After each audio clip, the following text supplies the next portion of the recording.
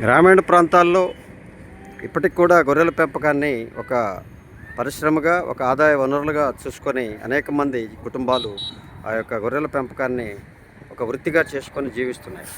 ముఖ్యంగా యాదవులు కొంతమంది వీటిపై ఆధారపడి జీవిస్తున్నప్పటికీ ఇంకా కూడా అనేక మంది ఔత్సాహిక వ్యాపార సంబంధం తెలిసిన వ్యక్తులు కూడా ఈ పరిశ్రమని, ఈ యొక్క వృత్తిని ఎంచుకొని అనేక రకాలుగా అభివృద్ధి సాధిస్తూ ఉన్నారు. ఇప్పటికైనా ప్రభుత్వం అనేక రకాలుగా వీరిని వృద్ధి చేయాల్సినటువంటి అవసరం ఉంది.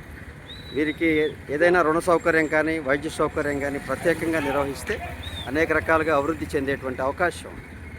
ఇవి కొన్ని సీజన్స్లో వ్యాధులకు గురై మరణించేటువంటి పరిస్థితుల నుంచి వీరికి వైద్యాన్ని అత్యధికంగా అందించాలి. దానికై ప్రభుత్వ పశు వైద్యశాలలు వీరికి సహకారంగా ఉండాలి. కానీ ఆ విధంగా ఉండడం లేదనేది అనేక మంది ఆరోపణ. దీనికైతే ప్రభుత్వం అనేక పథకాలు సృష్టిస్తూ ఉంది. అనేక రకాలుగా వీరిని సహాయం చేస్తున్నామని చెప్పుకుంటున్నప్పటికీ అవి వీరి దాకా అందలేదన్నది వీరి యొక్క వాదన. ఇప్పటికైనా ప్రభుత్వం ఈ యొక్క పశు సంపదను పెంచాల్సి, అలాగే వీటి యొక్క గొర్రెల మేకల పెంపకదారులకు కూడా సహకారం చేయాలి. వీరికే ఒక ఆర్గనైజేషన్ ఉంది, మేకలు గొర్రెల పెంపకదారుల సంస్థ. అది రాజకీయంగా ఉపయోగపడుతుంది, కానీ వీరికి వ్యక్తిగతంగాను వీరి యొక్క వృత్తిపరంగాను ఉపయోగపడడం లేదనేది ఇప్పుడు మనందరికీ తెలుస్తున్న అంశం.